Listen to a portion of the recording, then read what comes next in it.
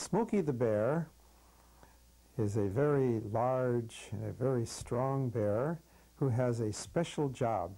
His job is to protect the forest from forest fires, and he works for the United States government in the Department of Forests.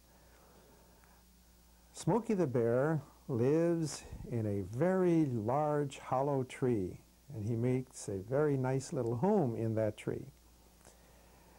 In the morning, Smokey the bear gets up and he stretches because he has slept so hard.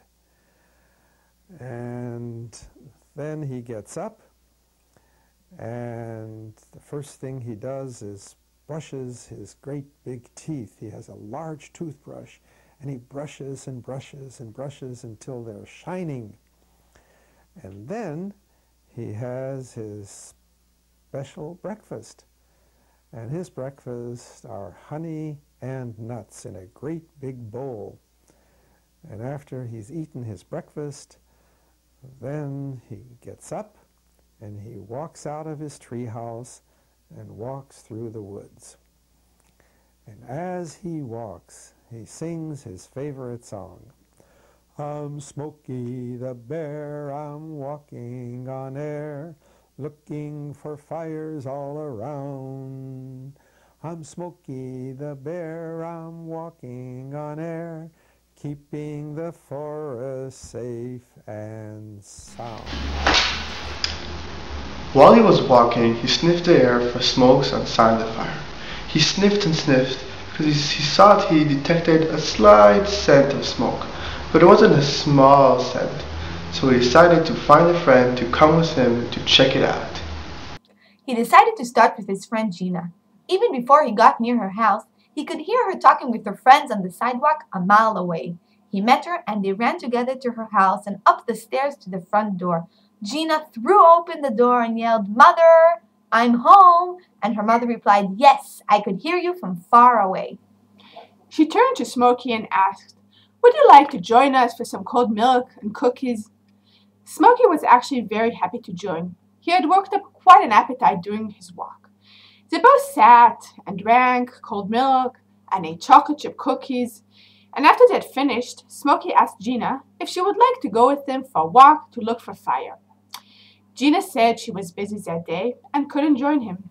Smokey was disappointed, but he said he would check with another friend. He took out his cell phone and called Shmulik, who lived in the kibbutz. Shmulik answered, said he was on duty that day and had to go milk the cows. Smokey decided to check with some other friends, but Tiger Lily was busy. She had an appointment for a manicure. The flower lady said she was writing a paper for university, and Bob Sherrill didn't even answer. Smokey was disappointed. He had an important mission, but none of his friends wanted to help. Well, he would just have to do it on his own. So he walked off, following the smell of the smoke. The smell had become more intense, and as he walked, it got stronger and stronger. He was concerned, but he was not afraid. As he walked, he sang, I'm Smokey the bear, I'm walking looking for fire all Round, I'm Smokey the bear, I'm smoking, walking. looking for fire all He walked and walked and walked, and the smell of smoke became more and more distinct. But it was odd. It wasn't the smell of wood burning. Suddenly he reached a clearing. When he entered, he suddenly heard a yell. Surprise! All of his animal friends surrounded him. Gina, Shmulik who smelled the cows, Tiger Lily, the flower lady, Bob, and all of his animal friends. And suddenly, Smokey remembered that it was his birthday and this was his party. But Smokey could never forget his job, and he could still smell the smoke in the air. He looked around and he saw a birthday cake covered with chocolate and 90 candles burning brightly. Enough candles to set off his alarm. And then Smokey realized that where there is smoke, there is usually fire. But sometimes the fire is coming from a birthday cake, celebrating a 90th birthday, together with friends, relatives, and descendants who have come together from far and near.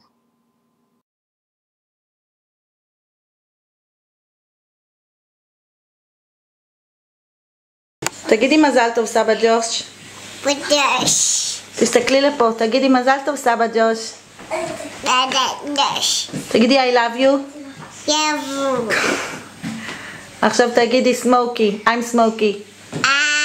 Dear Saba, we may be physically far away from you with an ocean between us, but in our hearts we are You always may not with have you. been part of all your life, but you have been a constant presence in ours. The memories of storytelling before going to sleep have always been the highlights of your visits. Saba, 90 years ago, you were born in Jerusalem, and the city has many memories of you. So on behalf of the Israeli branch of the family, we would first of all want to thank you for being a wonderful Saba, a true example of Chesed Derech Eretz, caring for your community and the Jewish people. Saba, may we all walk in your footsteps and reach your age with so many achievements behind us. We hope to see you soon, and in the meantime, would like to wish you Mazal Tov, Yom Holedet Sameach. We love you very, very much. Stampfers.